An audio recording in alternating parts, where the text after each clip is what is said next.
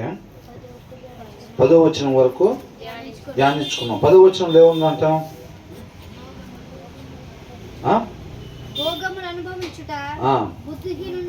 బుద్ధిహీనునికి it is not fitting for a fool to live in luxury అని అంటున్నాడు. నిత్య జీవంలో ఉండటం మూర్ఖునికి, అవివేకికి, భక్తిహీనుడికి తగదు అని అంటున్నాడు. ఎలాగంట? ఒక దాసుడు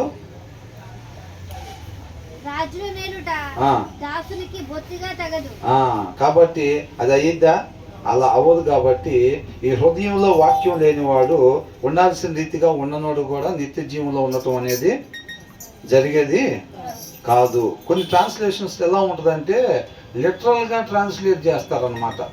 అప్పుడున్న తెలుగు పండితులను బట్టి ట్రాన్స్లేషన్ అనేది చేయటం జరిగింది. లగ్జరీ అని అంటే భోగములు అని చెప్పి ట్రాన్స్లేషన్ ఉండేది. చాలా వాటిల్లో అలాగా ఉంటుంది. అర్థమవుతుందండి? ప్రూడెంట్ వైఫ్, వివేకం కలిగిన భార్య అని అంటే తెలుగులో ఏం చేస్తారు? భార్య అని ట్రాన్స్లేట్ ఏమనుంది? భార్య దొరికిన వారికి ఏం దొరికినట్టంట? మేలు దొరికినట్టు. కానీ దీంట్లో ఏముంది? వివేకము కలిగిన భార్య దొరికిన వాడికి మేలు దొరికినట్టు అని రాస్తుంది. అవునా? దానికి సంబంధించిన మిగతాయి కూడా మనం చూసాం కదా. వివేకం లేని భార్య దొరికితే ఏమైందంట? వివేకం లేని భార్య ఆ పురుషుని ఎముకలకి ఎలాగైద్దంట? కుళ్ళులాగా ఉండిద్ది అనమాట. అంటే ప్రతి భార్య మేలు దొరికినట్టుగా కాదు. వివేకం కలిగిన భార్య దొరికితేనే మేలు దొరికినట్టుగా. అవునా కదా? మరి ఇప్పుడు ట్రాన్స్లేషన్ ఎలా వచ్చింది? భార్య దొరికిన వానికి మేలు దొరికినట్టు వచ్చేసింది. అవునా కదా? అట్లాగే కొన్ని ఉంటాయి, మనం జాగ్రత్తగా చెక్ చేసుకొని ఏది సత్యం దాని ప్రకారం మనం ముందుకు వెళ్ళాలన్నమాట.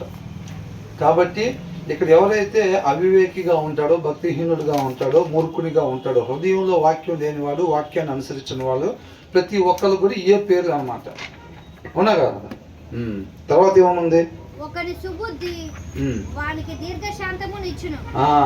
ఏంటంట? సుబుద్ధి. ఇక్కడ ఏమని ఇచ్చాడు? విజ్డమ్, జ్ఞానము. అర్థమవుతుందండి? ఏ పర్సన్స్ విజ్డమ్ ఈల్డ్స్ పేషియన్స్ అని అంటున్నాడు.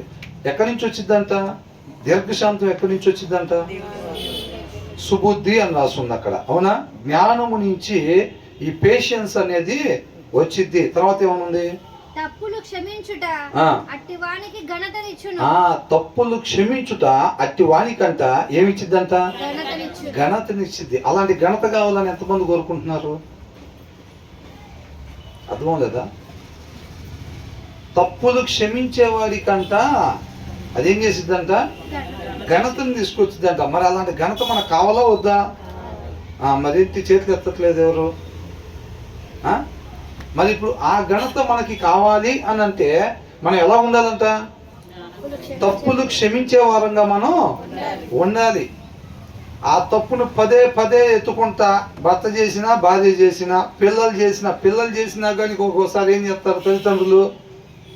దాన్నే పదే పదే పదే పదే ఎత్తి మాట్లాడుతూ ఉంటారు అనమాట. అది ఎవరన్నా చేయనియండి. ఇంటి పక్కన వాళ్ళు చేసినా కానీ నీ సంగతి నాకు తెలియదా, నీ సంగతి నాకు తెలియదా, నీ సంగతి నాకు తెలియదు, పొద్దుగూకులు అదే పని. అవునా? ఏం చేయాలంట? ఘనత రావాలంటే ఏం చేయాలంట? తప్పులు క్షమించాలంట. దేవుడు మనకు ఒక ఆజ్ఞ ఇచ్చాడు, నిన్ను వలే నీ పొరుగు వారిని ప్రేమించాలని అంటున్నాడు. ప్రేమ పుట్టాలి అని అంటే ఫస్ట్ నువ్వు అక్కడ క్షమిస్తేనే అక్కడి నుంచి ప్రేమ పుట్టిద్ది. అది మనం ముందు వచ్చినాల్లో చదువుకున్నాంగా. ప్రేమ వృద్ధి చెందాలంటే ఏం చేయాలంట? ఒకరినొకరు క్షమిస్తూ ఉండాలి. నువ్వు ఎంతగా అసలు నేను ఎక్కడున్నా సరే ఆ దేవుని ప్రేమ, నేను ఎవరితో మాట్లాడినా, ఎవరి దగ్గరికి వెళ్ళినా అక్కడ దేవుడి ప్రేమే ఉండాలి అని అంటే నువ్వు నేను ఎవరి దగ్గరికి వెళ్ళినా సరే క్షమించే వారంగానే ఉండాలి. మనకి ఎలాంటి ఇబ్బంది ఎదురైనా సరే వారి నుంచి వాళ్ళు ఉద్దేశపూర్వకంగా కావాలనే చేశారా, అనుకోకుండా చేశారా అనేది కాదు. కావాలని కాలు దొక్కినా సరే, అనుకోకుండా కాలు దొక్కినా ఏం చేయాలంట? క్షమించే వారంగా ఉండాలి. వాళ్ళు కావాలని కాలు దొక్కిన వాళ్ళు కూడా ఎప్పుడైతే మనం క్షమిస్తామో వాళ్ళు ఆలోచిస్తారా లేదా? ఖచ్చితంగా ఆలోచిస్తారు. మనం అట్లా చేసి ఉండకూడదు. ఆమె కూడా నాలాంటిది అయితే నేను కావాలని కాలు దొక్కినందుకు ఆమె కూడా చేయగలిగింది, చేసింది అది. కానీ ఆమె అలాగా చేయలేదు. చేయగలిగి కూడా ఆమె ఏమీ చేయలేదు అని అంటే నేనే తప్పు చేశా, అలా చేసి ఉండకుండా ఉంటే బాగుండేది అని అనుకుంటారు. చూసుకోకుండా తగిలినా సరే ఎప్పుడైతే మనం క్షమిస్తామో వారికి మన పట్ల ఏం కలిగిద్ది? ప్రేమ కలిగింది. ఎప్పుడెప్పుడు వాళ్ళ దగ్గర కూర్చుందాం, ఎప్పుడెప్పుడు వాళ్ళతో మాట్లాడదాం, వాళ్ళు మంచి వ్యక్తులు, వాళ్ళ దగ్గర చాలా నేర్చుకోవాల్సింది ఉంది. మన పిల్లలు కూడా వాళ్ళ పక్కన కూర్చోవాలి, వాళ్ళలాగా మనం కూడా మంచిగా ఉండాలి. ఆ దేవుడు ప్రేమ ఎక్కడైతే ఇద్దరు ముగ్గురు కూడి ఉంటారో అక్కడ నేను ఉంటానని అంటున్నాడు. అవునా కదా? ఆయన ప్రేమ స్వరూపి కాబట్టి ఆయన ప్రేమ అయి ఉంటాడు అన్నమాట. కాబట్టి ఇక్కడ మనం ఏంటంటే క్షమించే వారంగా ఉంటే, మన ఇతరుల తప్పులనంతా క్షమించే వారంగా ఉంటే ఆ ఘనత మనకి కలిగిద్ది. మనం ఏం చేస్తాం? క్షమించటం మాత్రం కుదరదు, నీ కృపను బట్టి ఘనత మాత్రం మాకు ఇచ్చేసాయి. మన కోరికలు, సోమరు కోరికలు ఎలా ఉంటే క్షమించటం మాత్రం కుదరదు. అవునా? వాళ్ళని బట్టే మేము, కాబట్టి క్షమించటం మాత్రం కుదరదు, ఘనత మాత్రం కావాలి. వచ్చిందా? అది దేవుణ్ణి దేవుడిగా తెలుసుకోని వాళ్ళు కోరుకునేది అనమాట. అది ఆయన అట్లాగ ఇవ్వడం. నువ్వు క్షమించకుండా 7 వారాలు ఉపవాసం ఉన్నా నీకు ఘనత రాదు, రాకుండా ఆయనే చూసుకుంటాడు. ఎవరు చూస్తారంట? నీకు నాకు మనం క్షమించకుండా ఘనత రాదు. ఎందుకని రాదంట? రాకుండా ఆయనే చూసుకుంటాడు. అవునా కదా? సోమవారి కోరికలు నెరవేరకుండా దేవుడే అడ్డం పడతాడు అన్నమాట. అంతేనా కదా? క్షమించిన వాళ్ళకే ఆ ఘనతని పొందుకునే అర్హత ఉన్నట్టు అన్నమాట. అంటే ఈ వచనంలో మనకి ఏం చెప్తున్నారు? ఇతరుల్ని మన వాళ్ళే మన పొరుగు వారిని ప్రేమించాలని అంటే మనం ఏం చేయాలంట? క్షమించాలన్నమాట. అర్థమవుతుందా? క్షమించే వారం ఉండాలి. అంటే చిన్న చిన్న తప్పుల బ్రదర్ అన్నారు, కాలు తొక్కితే క్షమించమన్నారు. అది కాకుండా మిగతాది ఏదైనా మనం రివర్స్ అవటమే ఇంకా. అంతేనా? దాన్ని లిటరల్గా తీసుకోకూడదు అంటారు. లిటరల్గా అని అంటే చెప్పింది యాజ్ ఇట్ ఈస్గా దాన్ని అట్లా ఇంప్లిమెంట్ చేసుకోవటం అనమాట, అప్లై చేసుకోవటం. అది కాలు తొక్కితే అనేది కాదని జస్ట్ ఒక ఎగ్జాంపుల్ అనమాట. అది చిన్న తప్పు అయినా పెద్ద తప్పు అయినా, ఒకసారైనా 2 సార్లు అయినా ఎన్నిసార్లు అయినా మనం ఏముండాలంట? యేసయ్య ఎన్నిసార్లు క్షమించాడు?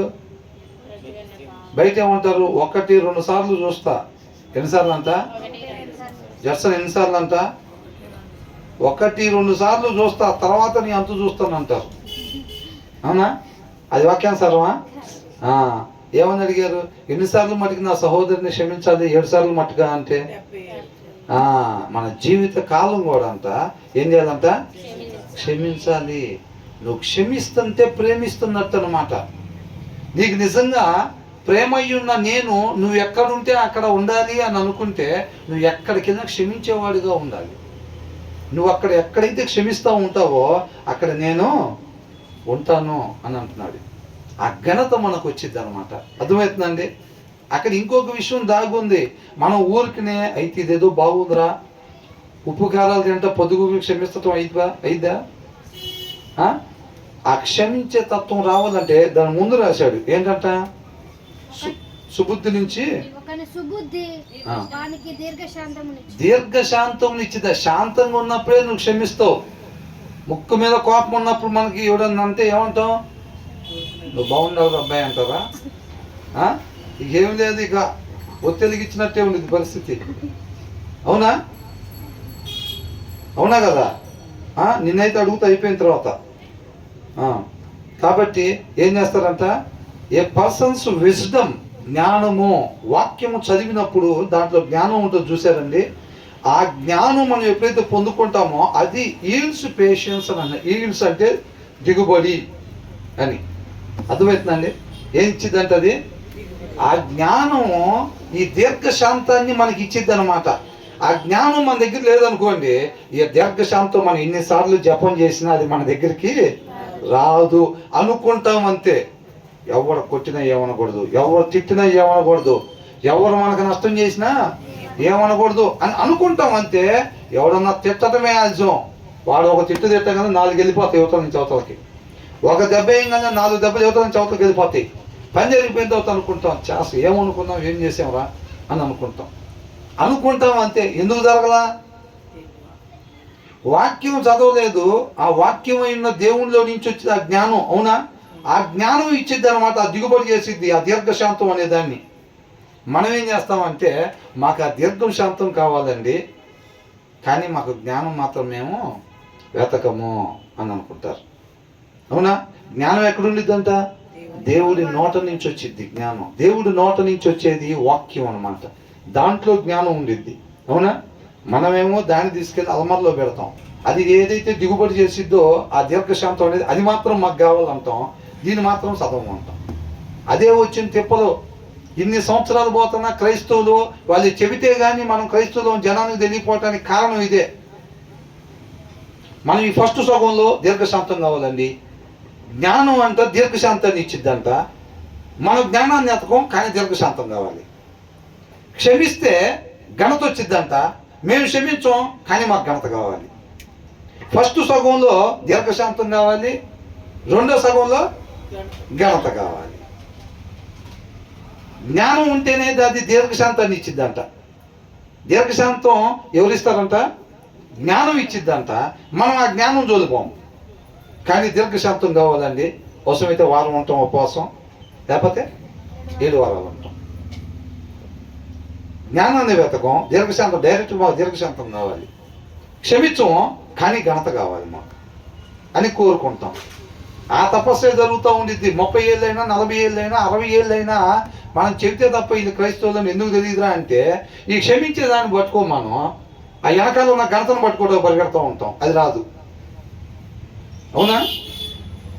ఇప్పుడు ఏం చేస్తారు? ఇప్పుడు కుక్క పిల్లలు ఉన్నాయండి, లేకపోతే కోడి పిల్లలు ఉన్నాయి. ఆ తల్లి రావాలనుకోండి ఏం చేస్తారు? ఈ పిల్లల్ని పట్టుకుంటారు. ఈ పిల్లల్ని పట్టుకొని తీసుకెళ్తారంటే అదేం చేసింది? ఇప్పుడు ఒక ఆవునో దూడనో ఇప్పుడు పెద్దదాన్ని తీసుకెళ్తారు కదా, పెద్దదాన్ని రావాలంటే ఏం చేస్తారు? వీళ్ళు ఆ దూడను తీసి బండి మీద ఎక్కించుకుంటారు. కమ్మగా ఆయన ఎటు పోతా ఉంటే శుభ్రంగా దాని తల్లి వెనకబడి వస్తూ ఉండిద్ది. అర్థమవుతుందండి? వాక్యంలో కూడా ఏమని ఉంటుందంటే మనకి దీర్ఘశాంతం కావాలి అని అంటే మనం దేన్ని పట్టుకోవాలి?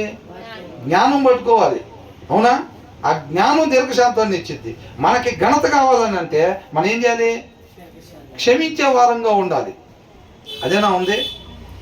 ఎవరైతే మీరు ఇతర తప్పులను క్షమిస్తారో, ఇతరుల తప్పులను క్షమిస్తారని చూసారండి, అది వారికి ఘనతని తీసుకొచ్చిద్దంట. మనకి ఘనత కావాలంటే మనం క్షమించేదాన్ని పట్టుకోవాలి. దీర్ఘశాంతం కావాలంటే జ్ఞానాన్ని పట్టుకోవాలి. జ్ఞానం ఎక్కడ వచ్చింది? వాక్యంలో వచ్చింది. అంటే మన వాక్యం బైబిల్ పట్టుకోవాలి. బైబిల్ పట్టుకొని చదువుతుంటే చక్కగా జ్ఞానం వచ్చింది. ఆ జ్ఞానం వచ్చినప్పుడు ఆటోమేటిక్గా నువ్వు నేను దీర్ఘశాంతంగా ఉంటాము. దీర్ఘశాంతంగా ఉండి ఎవరన్నా ఏదన్నా తప్పు చేసినప్పుడు మనం ఎలా ఉంటాం? క్షమించే వారంగా. ఇటు వినట్లేదండి, ఇటు వినట్లా.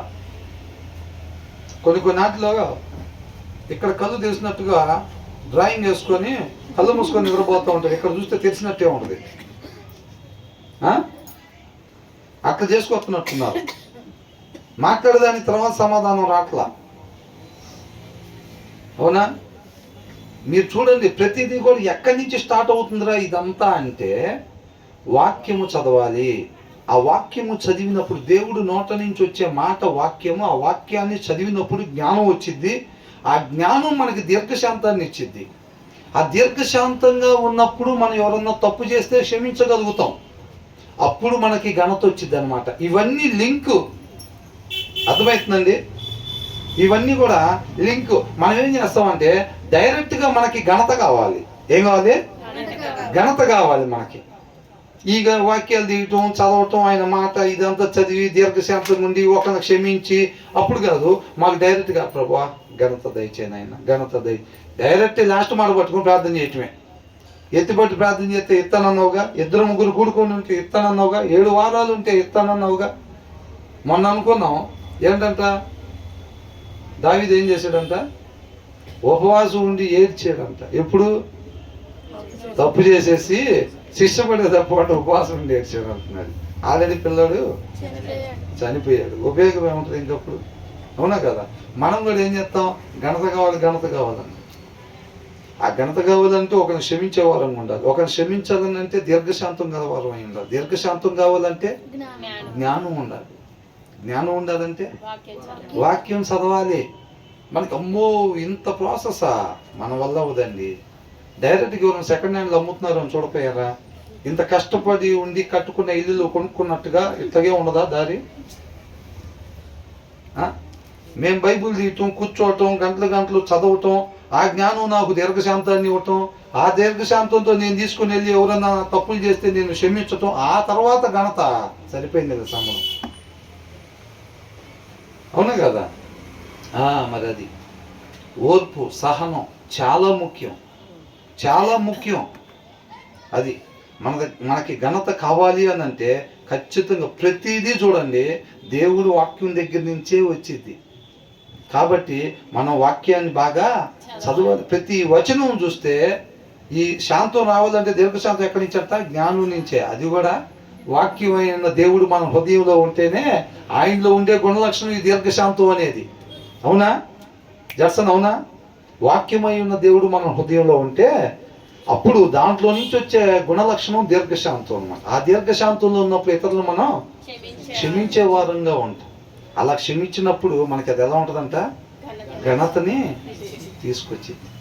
అప్పుడు మనం ఎప్పుడైతే అలాగ దీర్ఘశాంతంగా ఉంటాం, ఆ జ్ఞానం కలిగి ఇంటి దగ్గర చక్కగా వాక్యం చదువుకొని వాక్యమైన దేవుని మన హృదయంలో పెట్టుకొని మనం సొసైటీలో తిరుగుతుంటే దీర్ఘశాంతం కలిగిన వాళ్ళం ఉంటాం. ఎవరన్నా అనుకోకుండా తప్పులు చేసినప్పుడు ఈ సొసైటీలో, అర్థమవుతుందండి, అనుకోకుండా ఎవరైనా తప్పులు చేయగానే మనం వాళ్ళని క్షమిస్తాం. చూసారా? మనలో క్రీస్తుని చూస్తారనమాట. ఎవరిని చూస్తారు? మనలో క్రీస్తుని చూస్తారు. మనం ఎప్పుడైతే వాక్యం చదవకుండా మన ఊర్లో పడి తిరుగుతూ ఉంటామో, మనలో వాక్యమై ఉన్న దేవుడు ఉన్నాడు కాబట్టి మనలో దీర్ఘశాంతం ఉండదు కాక ఏముంటుంది? ముంగోపి. ఏంటంట? ముంగోపి. అసలు కదిలీక ముందే పటామని ఈడే కొట్టేసేటట్టు ఉంటాడు. వాడు ఒక మాట అనగానే ముందు దెబ్బ ఫస్ట్ దెబ్బ ఈడే వేసేస్తా ఉంటాడు. ఏం పేరు? యేసోబు. బైబిల్లో పేర్లు ఏమంటే, అవునా? రేపు పెద్ద మనుషుల దగ్గర తీసుకుపోగానే ఏంటో ప్రాబ్లం ఏంది, ఏమైందని అంటే ఫస్ట్ వాడు కొట్టాడని. ఏం పేరు నీ పేరు అంటే యేసోబు. బైబిల్లో పేరు పెట్టుకోవటం ఫస్ట్ ఈడే కొట్టేది. ఎందుకు? పేషెన్స్ లేదు, దీర్ఘశాంతం లేదు. ఎందుకు లేదు అబ్బాయి దీర్ఘశాంతం అంటే వాక్యం చదవము. 8 సంవత్సరాల క్రితం ఒక దగ్గర పంచిపెట్టారు కొత్త బైబిల్, ఇప్పుడు కూడా అంతే ఉంది. పిచ్చోడు పాటు చేసుకున్నాడు రోజు చదివి. అవునా? పక్కనోడు అంతా పిచ్చోడు రోజు చదివి దాన్ని పాటు చేసుకున్నాడు. నా చూడు అంత నీట్గా ఉండిద్దు. అవునా కదా? అట్లా పెట్టుకుంటారు. అందుకనే ఈ వాక్యం చదవబోయేసరికి దీర్ఘశాంతం లేదు. సిటీలో పడి తిరుగుతున్నాడు బయట. ఎవడు గెలిచినా కానీ ఫస్ట్ ముందు ఈడు కొట్టడమే. అప్పుడు వీళ్ళకి ఏమొచ్చింది? క్షమిస్తాడా? క్షమించిన కాక వీడే బక్కని ముంగోపిలాగా ఉంటాడు. అప్పుడు ఘనత వచ్చిద్దా? అవమానం వచ్చిద్దా? అవమానం వచ్చింది. అంటే వాళ్ళు క్రీస్తు కనపడతాడా? అపవాది కనపడతాడా? అపవాది. తన్నరా వాడిని అంటూ ఉంటాడు అపవాది. అపవాది డైలాగులు ఇవన్నీ, పేటెంట్ హక్కులన్నీ అపవాదికే వాటి మీద. అవునా? కాబట్టి ఎప్పుడైతే ఫస్ట్ గబేల్ మన దెబ్బ వేయంగా నిన్ను వల్ల నీ పొరుగు వారిని ప్రేమించాలని, దెబ్బ ఇటువంటి ప్రేమించటమా లేకపోతే తిరస్కరించటమా? తిరస్కరించటం అన్నమాట. దేవుడు అన్నాడు నిన్ను వల్లే నీ పొరుగు వారిని ప్రేమించు అన్నాడు. వీడు ఎప్పుడైతే దెబ్బేస్తున్నాడో అవతల తిరస్కరిస్తున్నాడు వాక్యానికి విరోధంగా. అంటే ఆ లక్షణం ఎక్కడిది? ఎవరిది? అపవాది అన్నమాట. ఉదయంలో వాక్యం లేకుండా బయట సొసైటీలో తిరిగితే క్రీస్తుని కనపరిచేది కాదు, అపవాదిని కనపరిచే వరంగా. మీ తండ్రి అబ్రహాం అయితే అబ్రహాం చేసిన క్రియల మీద ఉంటాయి అన్నాడు. అవునా? మనల్ని అడిగితే ఏం చెప్తాం? వీడు వాడిని ఇండు కొట్టి ఏం పేరు నీ పేరు అంటే యేసోబండి అని అంటాడు. ఎక్కడా మీరు ఉండేది? మేము చర్చికి వెళ్తామండి అన్న. అవునా? అవతల వాడు దెబ్బలు తిన్నవాడు ఏమనుకుంటారు? మొత్తం ఇంతేరా ఇల్లు అనుకుంటారు. అంటారా లేదా? మొత్తం ఇంత అంటారా లేదా? ఒకసారి 2 సమయాలు 12వ అధ్యాయం చూడండి, 14 వచనం ఏమైనా ఉందా?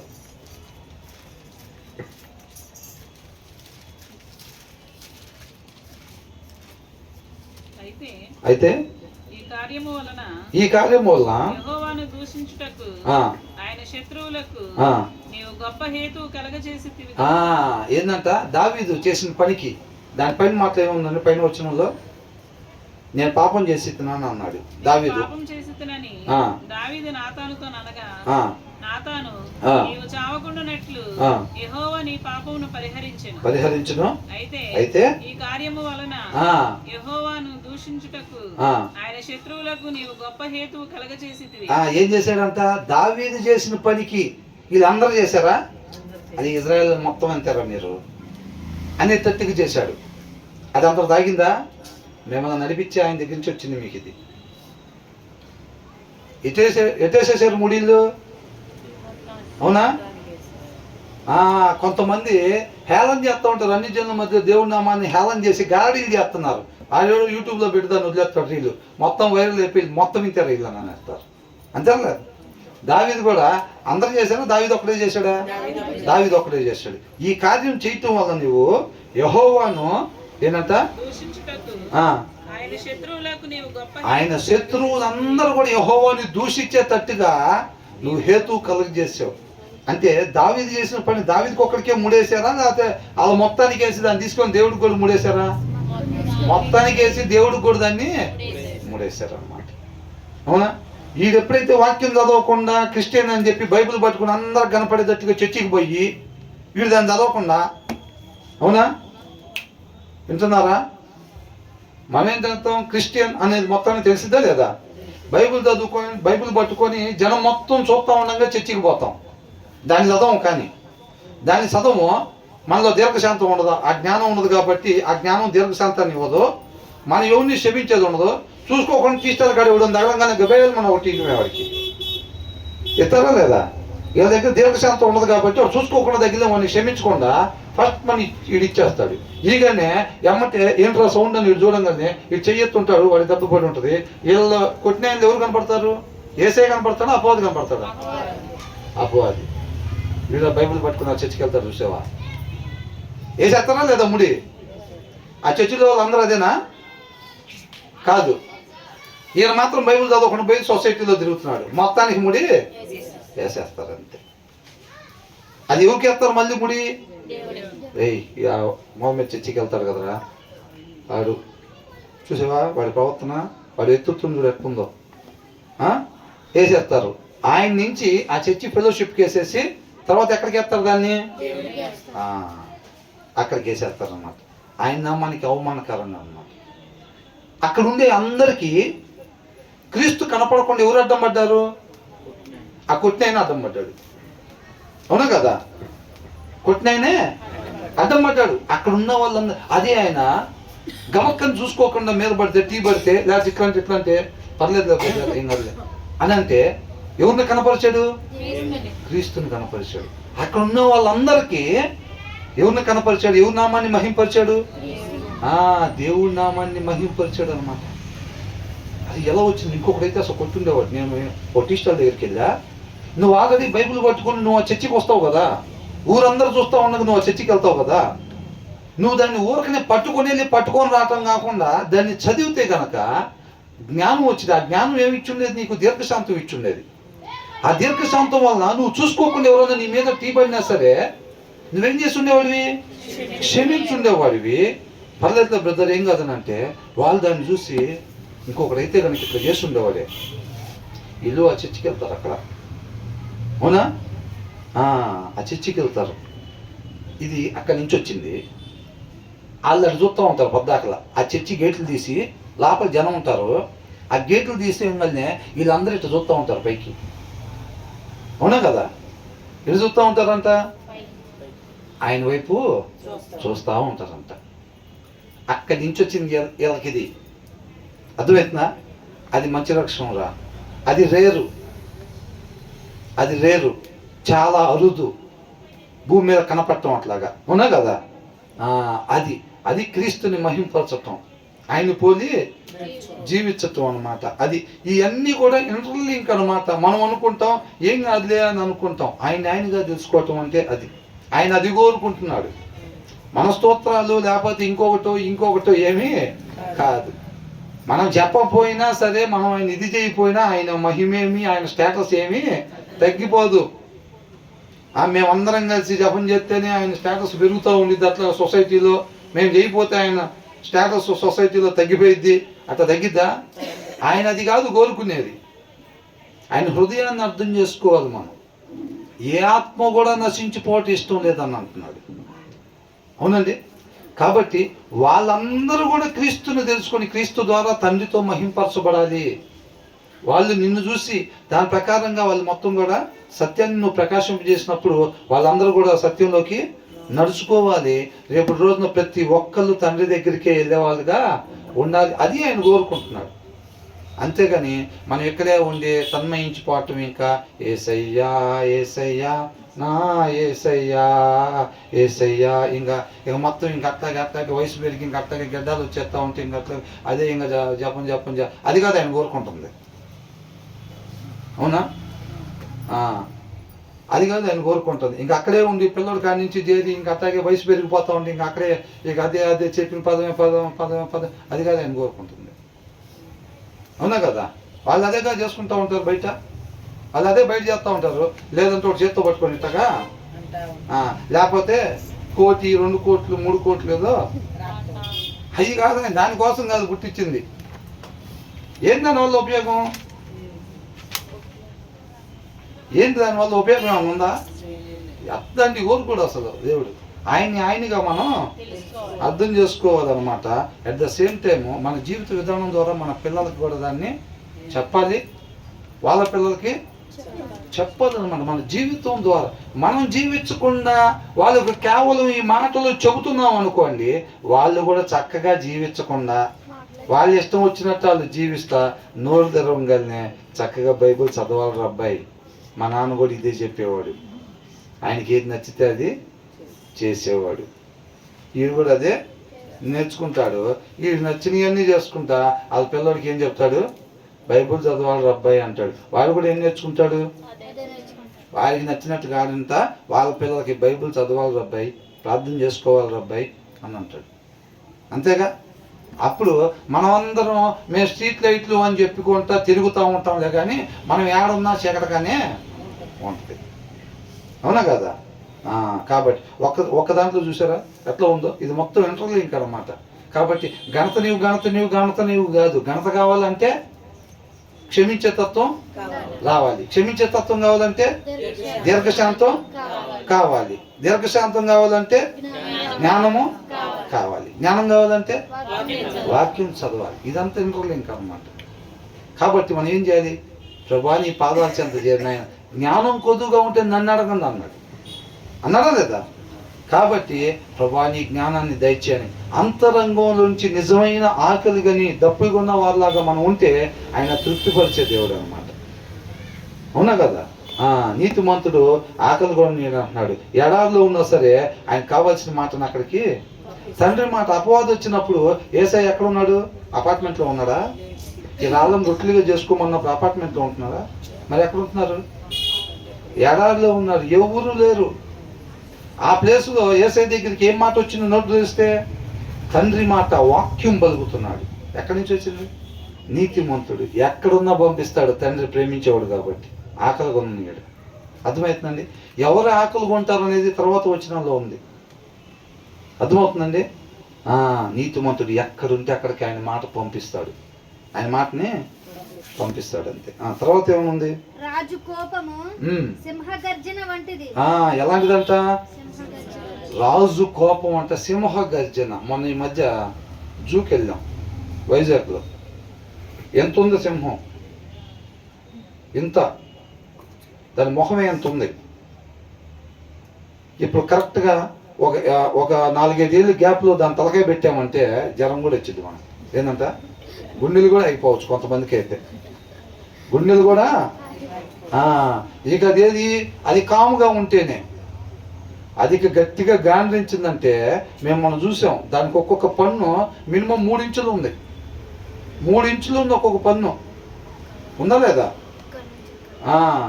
3 ఇంచులు ఉంది. అది గాండ్రించడం అంటే ఇక గట్టిగా నోరు తెరిచి ఇట్లా గట్టిగా అరిచిద్ది కదా. మనం ముందుండి అట్లా అరిస్తే ఎట్లా ఉంటుంది మనకి? ఆల్రెడీ చచ్చిపోయి 5 నిమిషాలు అవుతుంది అన్నట్టుంటుందా? ఏంట్రా చచ్చిపోయాడే కాదు అంటే ఇప్పుడు చచ్చిపోయడానికి ఇప్పుడు కాదు, ఆల్రెడీ 5 నిమిషాలు అవుతుంది చచ్చిపోయి కూడా అనేటట్టుగా ఉంటుంది. ఏంటి? సింహం గర్జిస్తాను. జస్ట్ పోలిక సింహంతో పోల్చారు అంతే దేవుణ్ణి. పోలికే, అది వర్ణించలేం ఆయన గర్జింపు అంటే. అవునా కదా? రాజు అంతా ఏంటంట? తర్వాత ఏమనుంది? అతని కటాక్షము గడ్డి మీద కురియు మంచు వంటిది. గడ్డి మీద కురియు మంచు వంటిది. అదే రాజు దగ్గర నుంచి అంటే ఆయన కోపం ఎలాంటిదంట? ఆయన కోపం, రాజుకి కోపం వస్తే జడ్సన్ ఏమైందంట? సింహం ఎప్పుడు గర్జించిద్ది? ఇష్టపడినప్పుడా?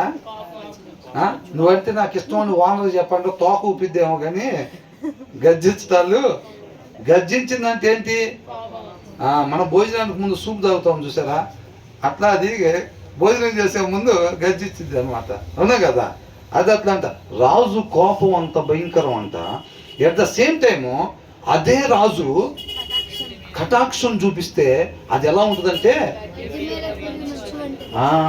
మంచు ఎప్పుడు పడిద్దండి? ఎండాకాలమా, వానాకాలమా, చలికాలం, శీతాకాలమేనా? ఆ టైంలో పడే మంచుకంట నూతనత్వం వచ్చింది అనమాట. చెట్ల నుంచి వచ్చిద్దా కదా? చిగురులు ఎప్పుడు వస్తాయి? చలికాలంలోనే చిగురులు వస్తాయి. అవునా? ఆ చిగురులు వచ్చి కొత్తదనం వచ్చింది అనమాట ఆ చెట్టులో. ఆయన కటాక్షం గడ్డి మీద కురిసే మంచు వంటిది. ఆయన కోపం ఎలాంటిదంట? సింహ గర్జన వంటిది. మరి రాజుకి ఎప్పుడు కోపం వచ్చింది? వద్దన్న పని చేసినప్పుడు. నినవలేని పొరుగువాడిని ప్రేమించినప్పుడు. ప్రేమిస్తే ఆయన మనతోటి ఉంటాడు, ఆయన మనతోటి ఉంటాడు, మనలో ఉంటాడు. ఎప్పుడైతే ఎదుటి వారిని అలా కన్నా మనం బాగుండాలి అనుకుంటామో, అనుకోగానే మన ఆపోజిట్లో ఉంటాడు అంతే. ఆయన ఎప్పుడు వెళ్ళావు ప్రభు అటు? గెహజీని ఏమన్నాడు? ఎక్కడికి వెళ్ళావంటే, నేను ఎక్కడికి వెళ్ళి ఎక్కడే ఉన్నాగా అన్నాడు. అవునా? నేను ఎక్కడికి వెళ్ళా, ఎక్కడే ఉన్నాగా అంటే, నా ఆత్మ నీతో పాటు రాలేదా అన్నది. అవునా కదా? కళ్ళు కప్పుదా ఉంటుంది. మరి ఏం నేర్చుకున్నాడో, ఏం చూసాడు మరి అప్పుడు దాకేనా? అవునా కదా? యోబు ఇంట్లోనే ఉంది, చక్కగా మూర్ఖురాల్లాగా పెరుగుతూ ఉంది. ఎవరు? భార్య. అవునా కదా? అట్లాగా జాగ్రత్త పడాలి.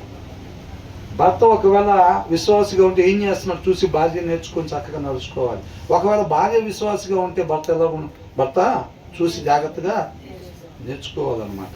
కాబట్టి ఇక్కడ ఏమంటున్నాడంటే, a king's rage is like the king's wrath is like the growling of a lion అని అంటున్నాడు. But his favour is like dew on the grass అని అంటున్నాడు. అర్థమవుతుందండి? చలికాలం గడ్డి మీద పడే మంచు లాంటిది. నూతనత్వం, క్రొత్తదనం, ఆత్మీయంగా ఎదుగుదల, చిగురింపు మనలో చిగురింపు చేస్తాడు. యెషయా మొద్దు నుంచి ఏమొచ్చిందంట? చిగురు పుట్టెను. అలాగా మన ఆత్మీయ జీవితంలో ఎప్పటికప్పుడు కొత్త చిగురులు వచ్చేటట్టుగా, వృద్ధి చెందేటట్టుగా ఆయన చేస్తాడు. ఎప్పుడు? ఆయనకి కోపం రాకుండా కటాక్షం కలిగేటట్టుగా చేస్తుంటే, మన ప్రవర్తన అలాగుంటే, అలా కాకుండా ఆయన వద్దు అన్న పని చేస్తుంటే ఏం చేస్తాడంట? ఆయన గర్జిస్తాడంట. అర్థమవుతుందండి? సింహం వలె గర్జిస్తాడు. ఎందుకంటే జంతువుల్లో అంతకన్నా భయంకరమైంది, బలం కలిగింది లేదు కాబట్టి జస్ట్ దాంతో పోల్చారు అంతే. కోటి సింహాల కన్నా బలమైన వాడు. అవునా కదా? ఇక కోటి అనేది కూడా ఇంకా అసలు చాలా తక్కువ. అదనమాట. ఆయన ఉగ్రతకి గురవుతామో, ఆయన కటాక్షాన్ని పొందుకుంటామో, దాన్ని జాగ్రత్తగా ఆలోచించుకోవాలి అని అంటున్నాడు మనల్ని. అర్థమవుతుందా? ఏం చేద్దాం జర్సన్? ఏం చేద్దాం? ఆయన ఉగ్రతకి గురవుదామా, ఆయన కటాక్షాన్ని పొందుకుందాం? క్వశ్చన్ వేసుకోవాలి మనం. అర్థమవుతుందా? అదే రాజు, అదే దేవుడు. ఆయన దయ పొందుకుంటే అంతకన్నా గొప్పలు లేరు, ధన్యులం అయిపోతాం. ఆయన కోపానికి గురయ్యామంటే మాత్రం అయిపోయినట్టు. అవునా కదా? కాబట్టి రాజుగారికి కోపం రాకుండా ఉండాలంటే ఎలాగుండాలో దాని ప్రకారంగా మనం ఉండాలి. రాజుగారికి కోపం రాకుండా చూసుకోవాల్సిన బాధ్యత మనదే. ఆ రాజుగారే మన పార్టీ అయిపోదాం. అవునా కదా? చక్కగా అట్లా ఉండాలి. కాబట్టి మన వాక్యానుసారంగా ఉండే వారంగా ఉంటే మనకేమైందంట? ఆ దేవుడి కటాక్షం మనకి కలిగిద్ది అనమాట. వాక్యాన్ని మీరి మనం ఉన్నాం అనుకోండి, ఉండకూడని రీతిగా, మనిషి ఉండకూడని రీతిగా ఉంటే, ఉండకూడని మాటలు మాట్లాడితే, ఉండకూడని రీతిగా ప్రవర్తిస్తే ఏమైందంట? ఆయన ఉగ్రతకి గురవుతాం అన్నమాట. అవునా? కాబట్టి జాగ్రత్తగా మనం చెక్ చేసుకోవాలి. ఇది జస్ట్ వినటానికి కాదండి, సండే స్కూల్ చెప్పినట్టుగా ఊరికి అంత చెప్పుకోవటం కాదండి. ఇది సత్యం, ఇది ఖచ్చితంగా జరిగేది. అవునా కదా? ఆ తర్వాత ఏమంటున్నారు? బుద్ధిహీనుడకు కుమారుడు తన తండ్రికి చేటు తెచ్చును. ఏం తీసుకొస్తాడంట? బుద్ధిహీనుడకు కుమారుడు అంటే ఎవరంటే ఈయన స్టార్టింగ్ లోనే సార్కు పేరు పెట్టి పిలుస్తున్నారు. బుద్ధిహీనుడు, హృదయంలో వాక్యం లేనివాడు, వాక్యమై ఉన్న దేవుణ్ణి కలిగి లేనివాడు అని అర్థం. దేవుడు ఈయనకు తోడుగా ఉన్నాడు ఈ మనిషికి. ఈ మనిషిలో వాక్యమై ఉన్న దేవుడు లేడు. లేనివాడంట ఏంటంట, ఏం చేస్తాడంట, తన తండ్రికి చేటు తెచ్చును, అవమానాన్ని తీసుకొస్తాడు అనమాట. ఇందాక దావీదు చేసిన పనికి దేవుడి నామానికి మహిమ కలిగిందా లేకపోతే అవమానం కలిగిందా?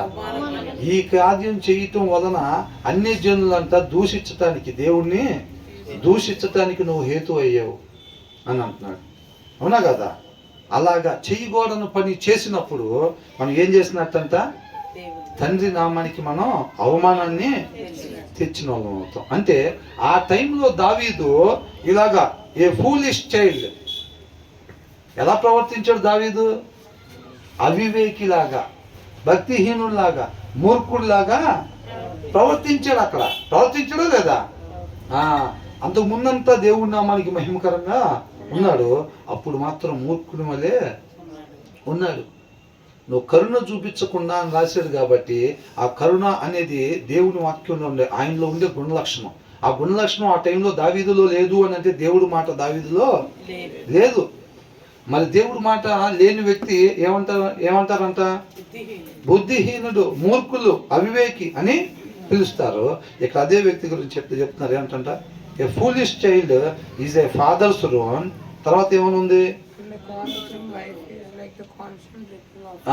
ఏ quarrelsome wife is a continual dripping of rain అని అంట. ఎడతెగని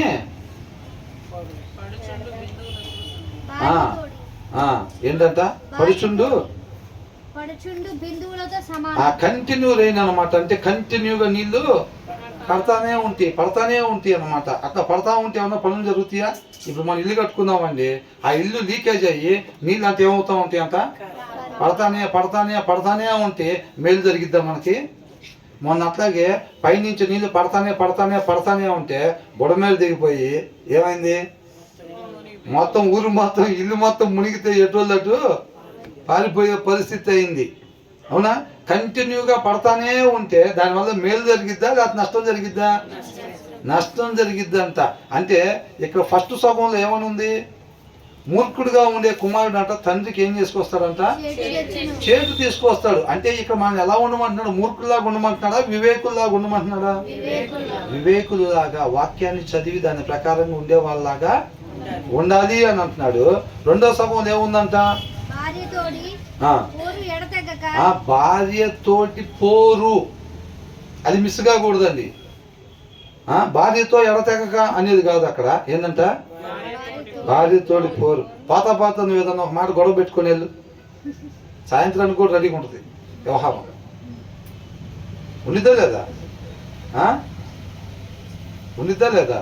అసలు మా అమ్మ ఎక్కువ మీ అమ్మ కన్నా అని చెప్పి ఒక మాట నువ్వు వెళ్ళావంటే ఇంక అంతే సంగతులు, చెత్తగించవాళ్ళను. అవునా కదా? ఇంకా కోర్టుకాడికి వెళ్ళి చూడండి, కేసులు ఏముంటాయి అసలు.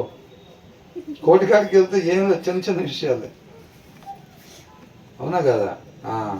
వచ్చేసే నీకెందుకు, ఏం తక్కువ నీకు, అసలు బ్రహ్మాండంగా చూసుకుంటాం, మీ నాన్న పెన్షన్ అవుతుంది అంటారు పిల్లకి. అయ్యా నీకు చెప్పేది, గవిక్కిన కోపంలో ఒక మాట, నువ్వు వచ్చే నీకెందుకు, బిర్యానీ ఉంటాయి పాటికది, చికెన్ తీసుకొచ్చి అన్నయ్య చికెన్ తెమ్మంటాను, ఏం తక్కువ మనకు అసలు అని అంటారు. ఇక ఆ మాటలు చెబితే కాపురం చేస్తారండి. ఇంకా కాపురం చేసేది.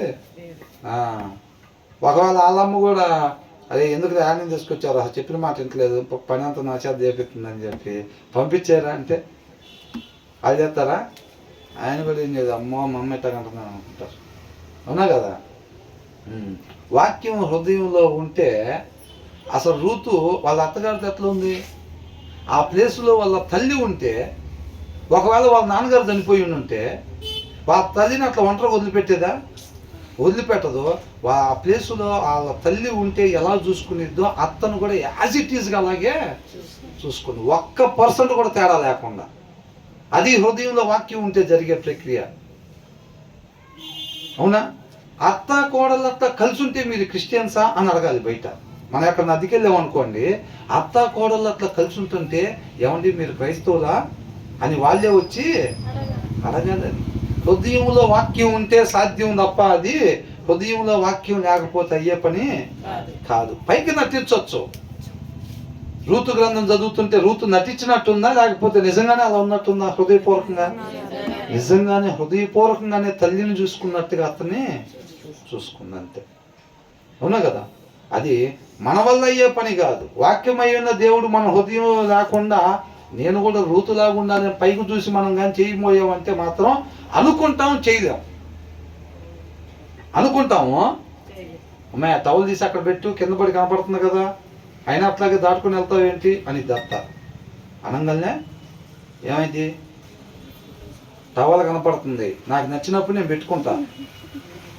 నువ్వు చెప్పినప్పుడు పెడతామని చూసావా, అదే వచ్చిన సమస్య. ఆ చిన్న మాట వల్ల నువ్వు ఇంట్లో నుంచి బయటకు పోయి వేరే కాపురం పెట్టేటట్టు చేసావు. ఏందంట? నేను అది పోయి ఏదో పని చూసుకుంటా, తర్వాత వచ్చేటప్పుడు ఎప్పుడో పెట్టుకుంటాను నేను. అది నువ్వు ఏడు ఉంటాం వల్ల ఏమైందంటే ఇప్పుడు నువ్వు పెట్టమనగా నేను పెట్టాలి. అది అదే వచ్చిన ప్రాబ్లం ఇక్కడ. అవునా? అదే వాళ్ళ అమ్మగారు ఉంటే పెళ్లి కాకముందు వాళ్ళ అమ్మ కళ్ళు కనపడట్లేదంటే టవల్ దొక్కుంటే వెళ్తున్నావు అంటే బ్రహ్మాండం తీసి అక్కడ తగిలించుకుని పోయింది. అదే మాట ఏమంటే మాదే అసలు ఏంది, ఎంత తెచ్చా వచ్చేది ఇప్పుడు నేను. అవునా కదా? నీకు రాత్రి సర్దన్నా పొద్దున ఇటువే ఎక్కువ అనుకుంటే నువ్వు మళ్ళీ నా మీద దెబ్బ ఇచ్చేదాన్ని అయ్యా అని అనుకుంటారు. అదే మాట వాళ్ళ అమ్మ అంటే మాత్రం తన్నపోయినా సరే, లేదు అవసరమైతే ఒక దెబ్బ కొట్టినా సరే టవల్ కనపడతలేదంటే అని అంటే నీట్గా తీసి ఆడ తగిలించింది వాళ్ళ అమ్మంటే. అదే అత్తగారు అంటే మాత్రం ఎందుకు మన తేడా కనబడుతుంది? తేడా మరి ఇక్కడ నుంచి ఎక్కడ లేదు. అవునా? వాక్యమైన దేవుడు హృదయంలో ఉంటే రూతు వలె మనం కూడా ఉంటాం అన్నమాట. యెహోవా రెక్కల కింద సురక్షితంగా ఉంటానికి వచ్చావు, యెహోవా నీకు సంపూర్ణ బహుమానం ఇస్తాడన్నాడు బోయాజు. అన్నాడా లేదా? అది మనల్ని కూడా చూస్తే మీరు క్రిస్టియన్సా అని అడగాలి ఎక్కడైనా. మన పేర్లు చెప్తే కాదు, పేరు ఏసో బండి అని, ఓహో ఏసో బండి క్రిస్టియన్స్ అయి ఉంటారా? ఇలా కాడ అసలు కొనకూడదు ప్లాట్లు. అవునా? మన పేర్లు విన్న తర్వాత క్రిస్టియన్స్ కాదండి. మన ప్రవర్తన చూస్తే అది ఎవరు వాళ్ళ అమ్మ అంటే వాళ్ళ అమ్మ కాదండి, వాళ్ళ అత్తయ్య కాదని చెప్పాలి. అవునా? ఏంటి ఇంత ఆశ్చర్యం ఉంది? నీకు తెలుసా తెలీదా అంటే నిజంగానే వాళ్ళ అత్తయ్య గారే అమ్మ అంటే అవునా? ఏంది వాళ్ళు ఇద్దరు అంత బాగుంటారు అసలు, క్రిస్టియన్స్ అయింది వాళ్ళు వస్తారు అనుకున్న బయట నుంచి. అంటే ఏంది ఇందాక నేను చెప్పేది మేమందరం అట్లాగే మన ప్రవర్తన చూస్తే. అవునా? ఊరకనే పైకి చూసుకొని నేను అత్త అయితే భలే ఉండిద్దని ఆశపడతాం కాదండి. లోపల వాక్యమైన దేవుడు ఉంటే ఆటోమేటిక్గా నడుపుతాడు ఆయనే. అవునా కదా? అది లేకుండా ఆశపడ్డామంటే మాత్రం సోమరాశిలాగానే అది ఉండిద్ది అని అంటున్నాడు. అర్థమవుతుందండి? కాబట్టి మనం ఈ ముందు చెప్పిన దానిలాగా మూర్ఖుల్లాగా మనం ఉండకూడదు. మూర్ఖులంటే వాళ్ళ సపరేట్ డ్రెస్ కోడ్ ఏమి ఉండదండి. హృదయంలో వాక్యం లేకుండా చక్కగా నెమ్మది కలిగి తిరుగుతూ ఉంటారు అంతే. ఎలా తిరుగుతారు? నెమ్మది కలిగి. ఈ రోజుల్లో క్రైస్తవులు ఎట్లా తిరుగుతున్నారు, వాళ్ళు నడక నవ్వు ఉండదు, మామూలుగా వెళ్ళిపోతూ ఉంటారు కదా, అట్లాగే వెళ్తూ ఉంటారు. లోపల ఏముండదు, వాక్యం ఉండదు. కదిలితే మాత్రం పెద్ద గొడవే అయింది. అవునా కదా? అది వీళ్ళు చూస్తే ఏమో అనుకున్నాం రా బాబు, పెద్ద గొడవ చేసిందాము ఇందాక అక్కడ అనుకుంటారు. అట్లా తర్వాత ఏంటంట, అంటే మనం ఇట్లాగా అవివేకుల్లాగా ఉండకూడదు, హృదయంలో వాక్యం లేని వాళ్ళలాగా ఉండకూడదు. అట్ ద సేమ్ టైం తర్వాత ఏమనుంది? కాదు ఇందాక దాంట్లో సభలో ఏమనుంది? భార్యతోటి క్వారల్ సమ్ వైఫ్ అని ఉంది. అంటే క్వారల్ అని అంటే తగాదాలు పెట్టుకునే భార్య అన్నమాట. పద్దాకు వివాదాలు పెట్టుకునే భార్య అని. భార్యతోటి పోరు అనేది కాదు, పొద్దుగూకులు పోరు పెట్టుకునే భార్య అని. అర్థమవుతుందండి? ఇక్కడ క్లియర్గా రాశారు. అదే క్వారల్ సమ్ వైఫ్ అని క్లియర్గా రాశారు అన్నమాట. కంటెన్షన్స్ ఆఫ్ ఏ వైఫ్ అని అంటున్నాడు. కొంతమంది ఉంటారు ఏంటంట, పొద్దుగూకులు గొడవే. బాగున్న దగ్గర కూడా అలజడిని ఎంతోమంది ఇళ్ళలో లేని ప్రశాంతత ఆ ఇంట్లో ఉంటే దానికి దేవుని స్తోత్రం చేయటం కాదు, ఏదో ఒక అగ్గిపుల్ల గీసి ఒక వివాదం ఏదో ఒకటి పెట్టాల్సింది. పొద్దుగూకులు దేనికో దాంతో గొడవ, పొద్దుగూకులు గొడవ పెట్టుకుంటూ ఉంటారు. అందుకే నా భర్త ఏం చేస్తాడు, ఎక్కువ టైం బయట ఉండేదానికోసం ప్రయత్నం చేస్తూ ఉంటాడు అనమాట. ఇక తప్పదురా బాబు, చీకటి పడింది, 11:30 అయింది, బయట సావాసం చేయటానికి కూడా ఎవరు లేడు అనుకున్నప్పుడు చిన్నగా ధైర్యం చేసి ఇంటికి వెళ్తాడు. డిసైడ్ అయ్యి వెళ్తాడు ఇక. అవునా కదా? డిసైడ్ అయ్యే ఇంటికి అది పొద్దున్న నాకైతే ఉంటుంది వ్యవహారం, కానీ సిద్ధపాటు అయ్యే వెళ్తారు. ఏమన్నా నేను చెప్పేది కాదు, దాంట్లో ఉన్నది చెప్తున్నా. తగాదాలు పెట్టుకునే భార్య గురించి రాశారనమాట. ఆమె ఎట్లాంటిది అని అంటే, ఇక లీకేజ్ అయ్యి పొద్దుకు ఇక నీళ్ళు కారుతూ ఉంటాయి చూసారండి. ఇక నీళ్ళు కారుతూ ఉంటే అది ఏమైంది, కొసేపటికి ఆ నీళ్లు పెరిగి పెరిగి పెరిగి అది మంచం మీద కూర్చొని మంచం కూడా నిండి ఇక తర్వాత కుర్చీల మీదకి ఎక్కి ఇక అయినా సరే ఏం చేసిద్ది, అంత నష్టం చేసిద్ది అనమాట. పొద్దుగూకులు గొడవలు పెట్టుకునే భార్య అత్తంతో సమానం అని చెప్పి క్లియర్గా రాశారు అక్కడ. అవునా? కాబట్టి అంటే భార్యలు ఏమనుకోవాలి, అవునా అత్త చేస్తే భర్త బయట ఉంటాడు అనమాట, అత్త అనుకోవాలా, అత్త రిసీవ్ చేసుకోకూడదండి. ఇక్కడ ఏమని ఉందని అంటే, గొడవలు పెట్టుకునే భార్యలాగా మనం ఉండకూడదు. అవునా? గొడవలు పెట్టుకునే భార్యలాగా మనం ఉండకూడదు. ఇందాకట్లాగా దీర్ఘశాంతం కలిగి ఉండి భర్త ఒకవేళ అనుకోకుండా ఏదైనా ఖరీదు తెమ్మంటే మర్చిపోయి వచ్చినా సరే ఏం చేయాలి, క్షమించేదే, పెరగన్నం వేసుకుని తింటాం వాటికన్నా. కొద్ది కూర ఉంది, అది నీ వడికేసి మేము పెరగన్నం వేసుకుని తింటామని చెప్తుండాలా? అట్లా కాదులేండి, అపార్థం చేసుకోబాకండి. దేవుడి దృష్టిలో భార్య భర్త ఇద్దరు సమానం, 1% కూడా తేడా లేదు. అర్థమవుతుందండి? వాళ్ళు ఇరువురు కూడా ఒకళ్ళను ఒకళ్ళు క్షమించుకుంటా ఉండేటప్పుడు అది ప్రేమ వృద్ధి చెందిద్ది. అది దేవుడి నామానికి మహిమకరంగా ఆ కుటుంబం మారిద్ది. ఒకరినొకరు క్షమించుకునే వారుగా ఉండాలన్నమాట. ఆయన తప్పులు ఏమించేదానిలాగా ఏం తప్పులు ఆయన ఎత్తు చూపెట్టే వాళ్ళ పొద్దుగూకుంటే ఏం లేదు. అది ఊరకు జస్ట్ ఫార్మాలిటీ ఉంటుంది. తర్వాత ఏమనుంది, గృహమును విత్తమును పితరులు ఇచ్చిన స్వాస్థ్యము సుబుద్ధి గల భార్య. ఇందాకట్లాగంట ఆ భార్య ఎలా ఉండకూడదంట, గొడవలు పెట్టుకునే దానిలాగా ఉండకూడదు అనమాట. పొద్దుగూకు గొడవ పెట్టుకునే భార్యలాగా ఉండకూడదు. మరి మంచి భార్యలాగా మరి ఎలా ఉండాలంట, గొడవలు పెట్టుకునే భార్యలాగా ఉండకూడదంటే వివేకం కలిగిన భార్య దొరికితే అంటే ఏం దొరికినట్టు అంట, మేలు దొరికినట్టు అని ఉంది. అవునా? ముందు వచ్చిన మనం ఏం చూసాం, వివేకము కలిగిన భార్య దొరికితే తెలుగులో ఏమని ఇచ్చారు, భార్య దొరికిన వాళ్ళకి మేలు దొరికినట్టు ఇచ్చేస్తారు. అవునా కదా? ఇక్కడ క్లియర్గా రాస్తుంది ప్రూడెంట్ వైఫ్ అని. కాబట్టి వివేకము కలిగిన భార్య దొరికితే మేలు దొరికినట్టు. కాబట్టి భార్యలందరూ ఎలా ఉండాలంట, వివేకం కలిగిన భార్యలాగా మాత్రమే ఉండాలి. అది అండర్లైన్ చేసుకోవాలి లేడీస్ అందరూ కూడా. జెంట్స్కి చెప్పేది మేము కూడా అండర్లైన్ చేసుకుంటాం, కంపల్సరీ చేసుకోవాలి, ఇద్దరు అండర్లైన్ చేసుకోవాలి అది. కాబట్టి మరి మనం గొడవలు పడే భార్యగా ఉండకూడదంటే మరి ఎట్లా ఉండాలి అని అంటే ఈ వచనంలో ఇచ్చాడు. ఏమని, సుబుద్ధి గల భార్య యెహోవా యొక్క దానము. దాని ముందే ఉంది, గృహమును విత్తమును పితరులు ఇచ్చిన స్వాస్థ్యం. ఆస్తి పోస్తుందంట ఎవరిస్తారు, తల్లిదండ్రులు, తాతల దగ్గర నుంచి నాన్నల దగ్గర నుంచి ఇల్లు సంపద ఈ అక్కడి నుంచి వస్తాయిలే కానీ సుబుద్ధి కలిగిన భార్య అది నానిస్తాడా, తాత ఇస్తాడా? ఎంత డబ్బు ఉన్న వాళ్ళైనా సరే ఆ సుబుద్ధి కలిగిన లేదు ఇలా తెలిసిద్దా, ఇలా తెలీదు. కాబట్టి సుబుద్ధి కలిగిన భార్య ఎక్కడి నుంచి వచ్చిందంట, యెహోవా యొక్క దానం. అంతేలే కానీ తాతలో నాన్నల దగ్గర నుంచి రాదు. వాళ్ళు ఏదన్నా బిల్డింగ్లు స్థలాలు కార్లు కొంటే వస్తాయిలే కానీ వాళ్ళ తర్వాత మనకి సుబుద్ధి కలిగిన భార్య మాత్రం దేవుడు ఇవ్వాల్సిందే.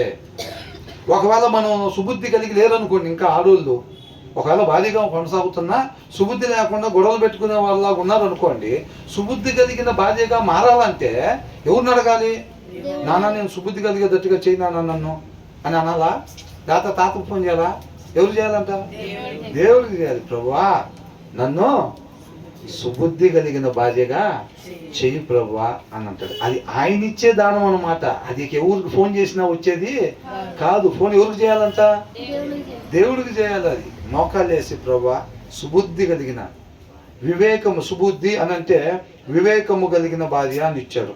అర్థమవుతుందండి? But A prudent wife is from the lord అని అన్నారు. అర్థమవుతుందండి? దేవుని యొద్ద నుంచే ఒక గయ్యాలి భార్య వివేకం కలిగిన భార్యగా మారాలంటే అది కేవలం దేవునికే సాధ్యము. అర్థమవుతుందండి?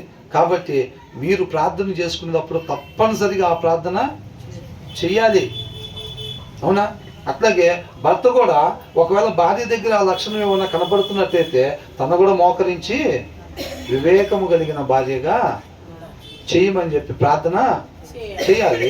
ఎట్ ద సేమ్ టైం భర్త ఒకవేళ ఎట్లా ఉన్నాడు అనుకోండి, అప్పుడు ఏం చేయాలి, భర్త మోకరిచ్చి ఒకవేళ భర్త ఈ రీతిగా ఉండాలి అని చెప్పారు అనుకోండి, మనం అలా ఉండలేదు అనుకోండి, మనం ఏం చేయాలి? మోకరించి ప్రభువా వాక్యంలో ఉన్న ప్రకారంగా నన్ను చేయి ప్రభువా అని అడగాలం.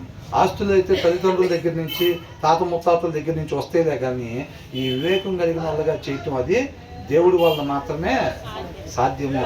అది భర్త లేకపోయినా భార్య లేకపోయినా ఇరువురు కూడా ప్రార్థన చేసుకొని దేవుడి దగ్గర నుంచి ఆ మార్పుని తెచ్చుకోవాలి.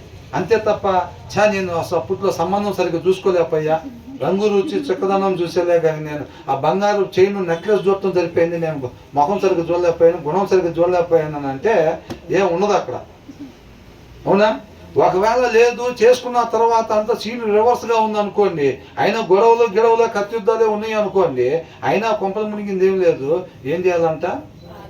ప్రార్థన చేయాలి. ఇద్దరుగా అర్థం చేసుకొని నువ్వు కొంచెం వివేకం కలిగినట్టుందంటే ఏంది వివేకం అంటున్నావు అనేటట్టుగా వాక్యం అట్లుంది కాబట్టి ఇద్దరు అర్థం చేసుకొని చక్కగా వివేకం కలిగినట్టుగా, ఒకవేళ భర్త ఉండాల్సిన అయినా సరే భర్త కూడా అలాగే ఉండాలన్నమాట. అవునా? కాబట్టి నేను చేసుకోవటం దాన్ని చేసుకునే దారి లేదనుకుంటున్నా. కొంతమంది బయట చెప్తూ ఉంటారు అట్లాగా, నువ్వు రక్షణ పండుకోకుండా ఉన్నదాన్ని చేసుకున్నావు, నేను ఎవడు బాగు చేయలేడు, ఇంకా నీ జీవితం అంతే ఇక శాపగ్రస్తుడు అయిపోయినట్టే నువ్వు అని చెబుతారు. అట్లాగేమీ ఉండదు. ఒకవేళ ఆమె సత్యం తెలుసుకోకుండా ఉన్నా, ఆమె లోక సంబంధంగా ఉన్నా సరే, ఎప్పుడైతే ప్రార్థన ద్వారా దేవుడి దగ్గర వేడుకోవటం ద్వారా దేవుడు వివేకవంతుడిగా మారుస్తాడు అన్నమాట. అర్థమవుతుందండి? కాబట్టి ఆయన కృపను బట్టి మన సమయం ఉండగానే దాన్ని మనం ఏం చేయాలి? సద్వినియోగం చేసుకోవాలి. బాక్సులో పెట్టిందాక అయ్యే గొడవలు అనుకోండి, చేసేదేమీ లేదు. అవునా కదా? కాబట్టి మనం జాగ్రత్తగా ఉండాలి. ఆ వాక్యం ఇది మొత్తం కూడా ఎక్కడి నుంచి వస్తాయి అంటే, ఆ గొడవలు పడకుండా ఉండాలి, దీర్ఘశాంతం రావాలి, వివేకవంతురాల్లాగా మనం ఉండాలి అని అంటే, ఆ వివేకం ఎక్కడి నుంచి వచ్చిందంట? వాక్యం నుంచి వచ్చింది. కాబట్టి వీటన్నిటిని ఒకటే దాంట్లో దొరుకుతాయి అన్నమాట, ఆల్ ఇన్ వన్. అర్థమవుతుందండి? ఏమన్నా లైట్ వేసుకోవటం పనికొచ్చింది, గాలి ఇసురుకోవటం పనికొచ్చింది, ఆటికి అన్నిటికి పనికొచ్చింది అండి. ఆల్ ఇన్ వన్ అండి. ఆల్ ఇన్ వన్ అని స్టడీస్లో కూడా అమ్ముతారు. ఒకటి ఏంటంట, సోషల్, సైన్స్, ఇంగ్లీషు, మ్యాథ్స్ అన్నీ కలిపి ఉంటాయి, దాన్ని ఆల్ ఇన్ వన్ అంటారు. మనకేంటంటే ఆల్ ఇన్ వన్ దేవుని యొక్క గుణ లక్షణాలన్నీ ఒకటే దగ్గర దొరుకుతాయి. అదేంటంటే పరిశుద్ధ గ్రంథము. దీని దగ్గర ఆల్ ఇన్ వన్ అనమాట. చక్కగా దేవునిలో ఉండే గుణ లక్షణాలన్నీ వస్తాయి అన్నమాట మనకి. అవునా? ఓకే. దేవునికి మహిమ కలుగును గాక.